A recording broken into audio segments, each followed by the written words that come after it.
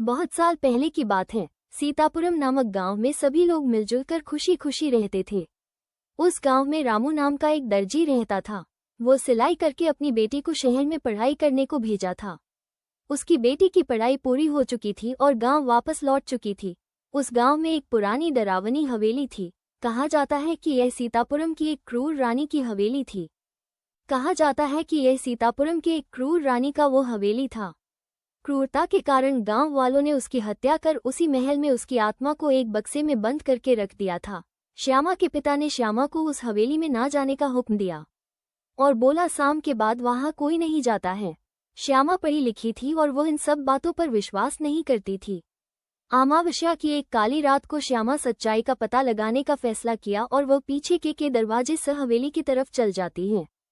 वो हवेली पहुंचते ही उसको पायल की मधुर आवाज सुनाई पड़ती है और वो उस धुन के पीछा करते हुए बक्सा रखा हुआ कमरे में पहुंच जाती है। बक्से को देखकर उसके मन में ख्याल आता है, जरूर उस बक्से में कोई कीमती चीज होगी। बक्से को खोलते ही एक काली परछाई उसके शरीर में प्रवेश कर जाती है और श्यामा मूर्छित होकर गिर जाती है।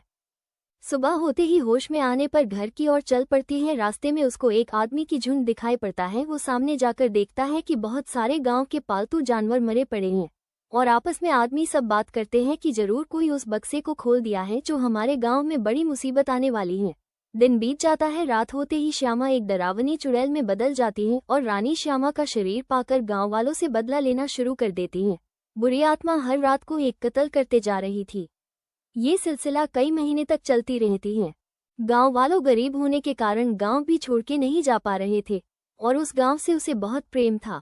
एक दिन की बात है, एक महात्मा जो बहुत ही ज्ञानी थे उस गांव से गुजर रहे थे तो उसे एहसास होता है, जरूर इस गांव में कोई बुरी शक्ति का साया है जो प्रतिदिन किसी न किसी की जान लेते जा रही है।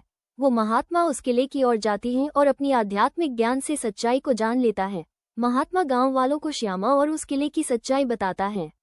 गांव वाले मिलकर इस मुसीबत का हल करने का निश्चय करता है और श्यामा को शाम के समय बेहोश करके एक पवित्र चक्र में लेटा देता है और महात्मा साधु गांव वाले मिलकर मंत्र का उच्चारण करने लग जाते हैं।